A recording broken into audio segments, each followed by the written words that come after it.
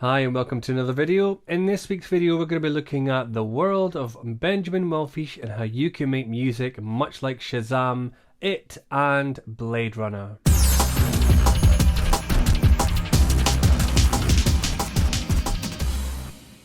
Hi, welcome to another video in the Making Music Like series. If this is your first time here, then please don't forget to hit like and subscribe, and also the bell notification so you don't miss a beat. So you may not have heard of the composer Benjamin Wallfisch. He is a composer who's worked with many prolific composers like Hans Zimmer. You will have heard him in scores in the more recent films like Shazam, It, Chapter 1 and the forthcoming Chapter 2. There are some strands that run through all three of them, particularly stylistic features. So any of these film scores I will link in the description below, and I will provide links to those because I will not be able to use clips for those films in this video. So make sure that you do check those out. So I would say, in listening to those music types, you've got a main theme that's mostly always supported by some strengthened legato strings. So that simple theme could be played on any instrument. Example of it, it's played on childlike melodic instruments such as celeste, glockenspiel and music box, with really haunting minor chords that wave and bend. And this is stylistically similar to how Blade Runner, the sequel, was used, because basically it was to try and provide a vast sound world. Contrasting those two different scores, the sound world for Blade Runner was massively expansive, much like the Vangelis score in the first film, but with this second example of It is very much pared back but very much still close harmony. More recently, Shazam took on a comic book hero, comedic, very much anthemic and very stylistically similar, I would say, to the works of Danny Elfman and John Williams. Those kinds of films very much lend themselves to good strong themes for the main protagonist in the film as well. So it's worth that we employ that in any composition that we do. And we're going to have a look at how we can use this in music, and we can then help you make your music masterpiece. So let's head over to the computer. So here we are in Logic, and you can see that we're going to be working on something simple. I've got a nice little simple template set up already with a mixture of east-west sounds and also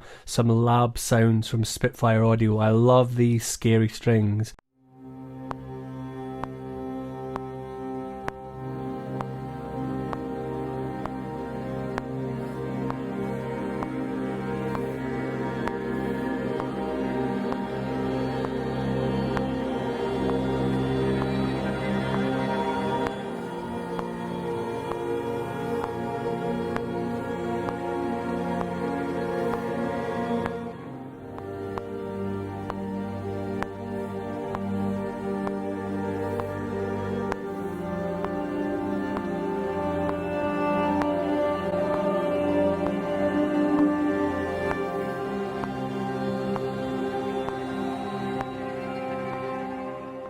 Just to review, you're looking at some very big soundscape supported strings, whether it's going to be scary, horror or a bit vast, and some brass support as well. But I'm also going to be introducing something that brings a little bit of innocence to the sound.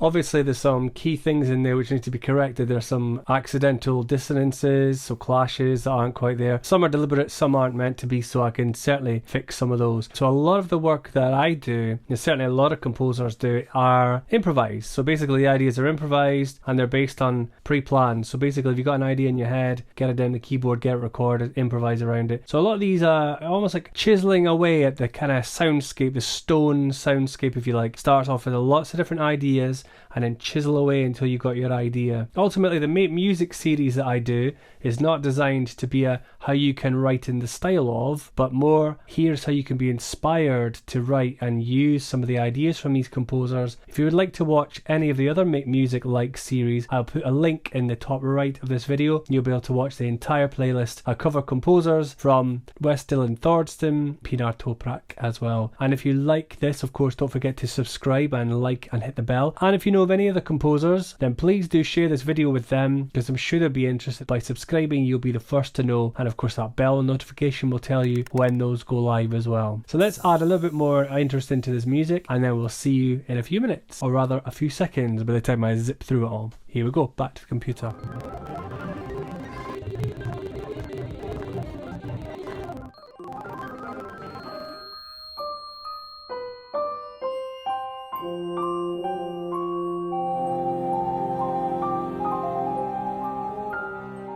If you're interested in being one of my Patreon supporters, then please head over to patreon.com/EwanSmith, where you'll be able to join 7 supporters who are part of my VIP family. The most recent addition is Sam Delahaye, and I'll be adding her name to this page, and you can too, as one of the perks of being one of my VIP supporters over on Patreon. Head down to the description below and you'll be able to find all the links to all my socials and my website, as well as a list of equipment that I use to make the music as well. Thank you very much, supporters, and please keep on pledging and please keep on supporting.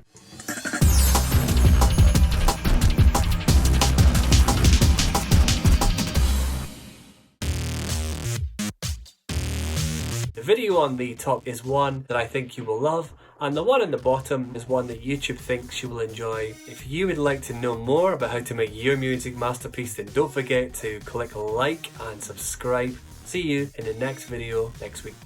Bye bye.